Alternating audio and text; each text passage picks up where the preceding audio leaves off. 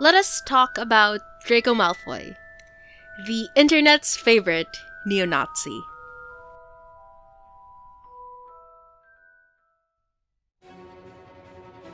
Harry Potter is this world-changing phenomenon that has, at the very least, been heard of by most middle-class children around the world.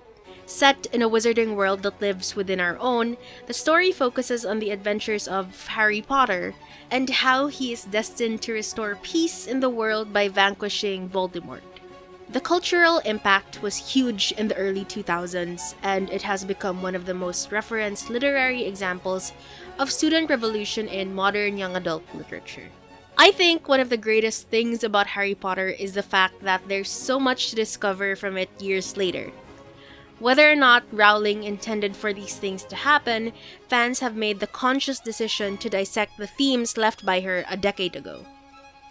My feelings about her 2019 politics aside, Harry Potter does serve an important purpose all these years later. It has themes relevant to today's political climate, especially with the growing racial tensions around the world.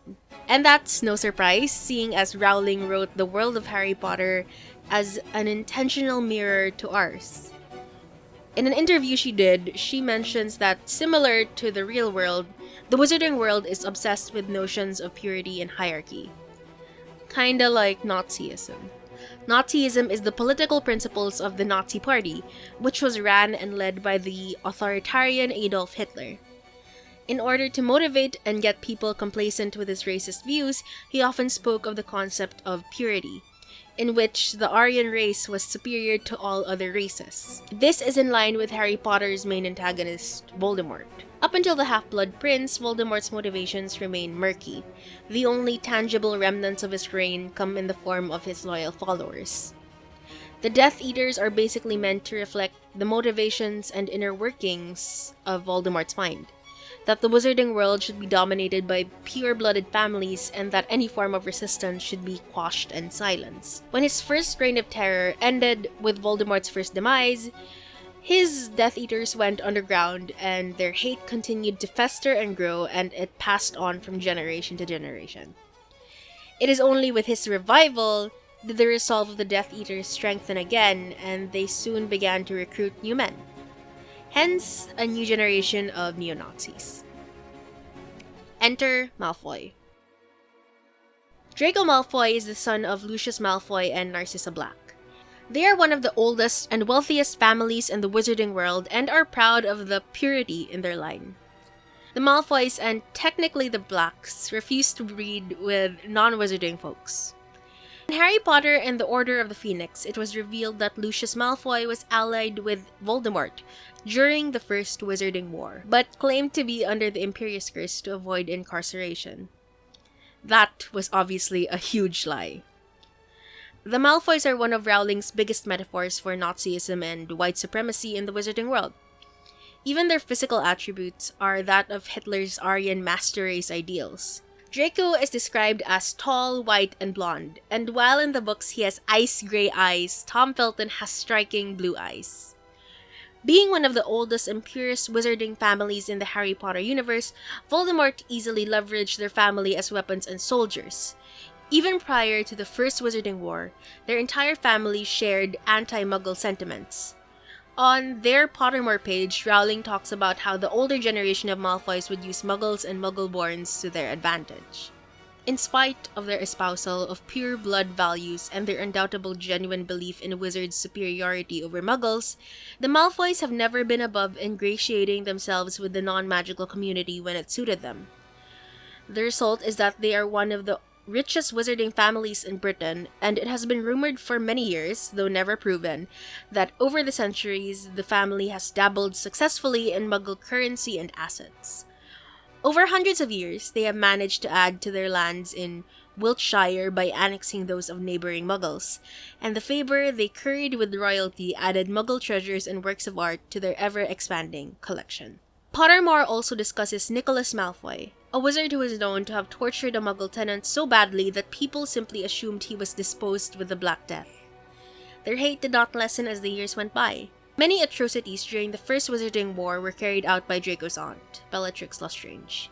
His father also seemed to not show any signs of remorse for the crimes he committed, and was only fearful of Voldemort's reign of terror. It was only Draco Malfoy who ever showed signs of hesitation and guilt, and that doesn't absolve him for his crimes and bigotry, but it does show how bigotry is fueled by ego and his family. In general, it was clear that Lucius indoctrinated his son with the pureblood ideology at a very young age. Draco's casual bigotry was highlighted in one of the earliest chapters of The Philosopher's Stone. In a conversation he had with Harry in Madame Milken's robe shop, Draco mentions his distaste for Muggle-born witches and wizards very casually. I really don't think they should let the other sort in, do you? They're just not the same. They've never been brought up to know our ways. Some of them have never even heard of Hogwarts until they get the letter, I imagine. I think they should keep it in the old wizarding families. His evident racism becomes more evident in the next few books, and serves as one of the main conflicts in the Chamber of Secrets. This is highlighted when he flippantly uses a slur while being frustrated with the Muggle-born Hermione Granger. No one asked your opinion, you filthy little mudblood. He also seemed particularly pleased with the idea of the Basilisk murdering Muggle-borns because of their blood status, and oftentimes wished that he was the heir of Slytherin. Draco Malfoy is Rowling's way of arguing that bigotry is passed on generation to generation. In a way, he was groomed into submitting to the pure blood ideology of his father, which Rowling made very clear in the books. Draco wasn't converted into a neo-Nazi. He was bred to be one. In order to give this argument some validity, I researched on neo-Nazis and how hate is cultivated so easily in an environment of the like-minded. I came across an article that discussed the German documentary Klein Germanen in great detail. The film explores the way neo-Nazi parents bring up their children, and there are striking similarities in the film and in the relationship of Lucius and Draco.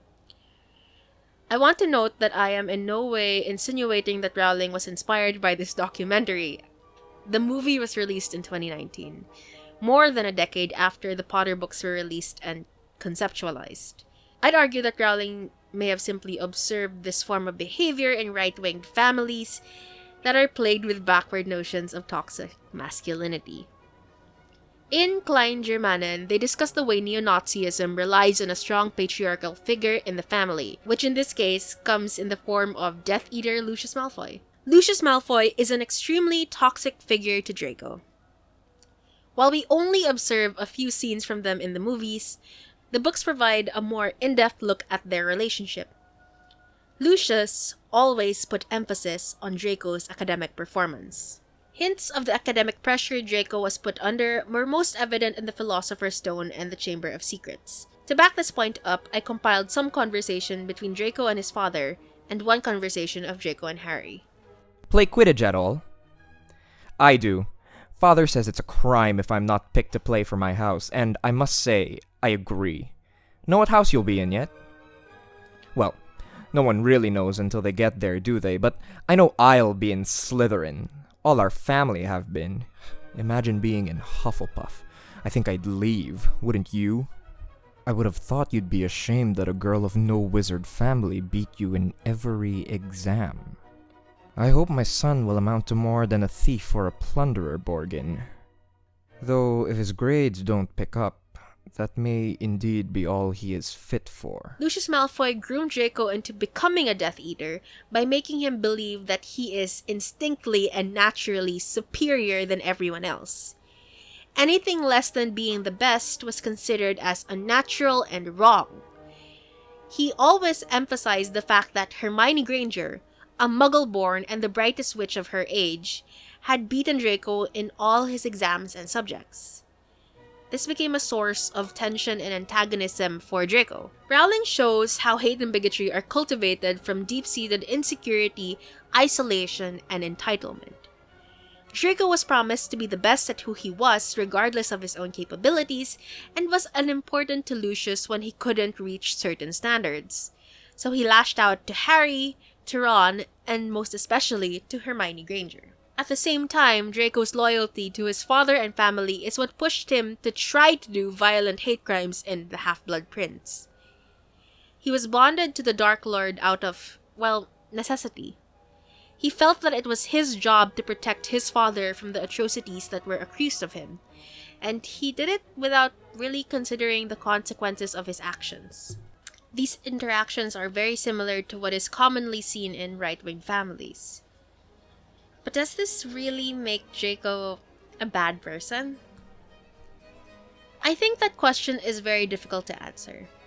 Of the many things that factor into Draco's moral compass, his family background is one of them, because as much as he is a harasser and a neo-Nazi and a bully, he's also a victim of abuse, and Draco is a child soldier. Perhaps it's the way Tom Felton and the rest of the actors and actresses look, but we tend to forget that the characters are teenagers. Most of the hate crimes Draco did happened around the ages of 11 to 17. So he was at least impressionable and susceptible to Nazi propaganda. And as far as we know, there were no attempts to actually educate Draco. So can we really blame him for absorbing the beliefs of those who he believed matters? At the same time, he does eventually become less of a Nazi by the end of the series. He is uncomfortable and sickly at the thought of Voldemort's purification process during the Deathly Hallows, and his family end up turning their backs on Voldemort and his ideals towards the end of the book. In another article in Pottermore, Rowling also states that Draco eventually married Astoria Greengrass, a pureblood witch who taught their son how to accept all wizards and witches regardless of blood purity status. I just want to make it clear that I am not excusing neo-Nazism. In no way, shape, or form am I tolerant of racist sentiments. However, I think Draco Malfoy is possibly one of the best metaphors for growing up with racism. Because yes, no one is born racist, but you can easily become one if you are born into a family who is racist. She shows how easy it is to corrupt children and how these children are still capable of love in the future, and how these children are even motivated to be hateful for those who they love. It's abuse. It's not something to be romanticized. It's just a fact of life which is dangerous and poignant in this decade where cults of neo-Nazis are rising around the world. It's a miserable story about how susceptible children are to any ideology, and that when equipped with incredibly destructive and hateful ones, they become a danger to themselves and to others. They become soldiers. Draco's story is not completely hopeless either. As I said, towards the end of the Deathly Hallows, he had at least removed himself from pureblood supremacy and became neither an ally nor a foe to Lord Voldemort during the battle at Hogwarts. He also went on to changing his mindset and fixing the racism indoctrinated in him, but away from the Golden Trio and everyone who was directly affected by his actions and Voldemort. It's not an ideal situation. It's not the redemption arc so many fans of him were wanting, but I think that's how Rowling wanted to present rehabilitation and reformation.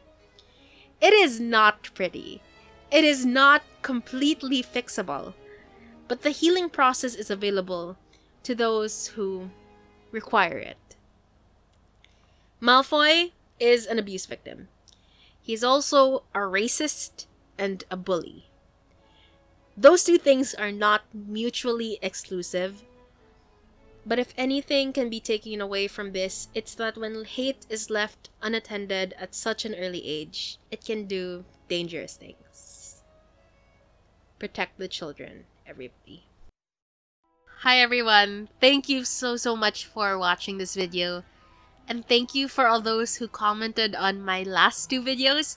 I cannot believe that I am about to hit 200 subscribers, and both of my previous videos hit 1,000 views. It is mind-blowing to me. It's amazing. So just thank you so much. Again, leave this video a like, comment down below if you enjoyed it, and hit me up over on my social media. I will see you all next time. Bye!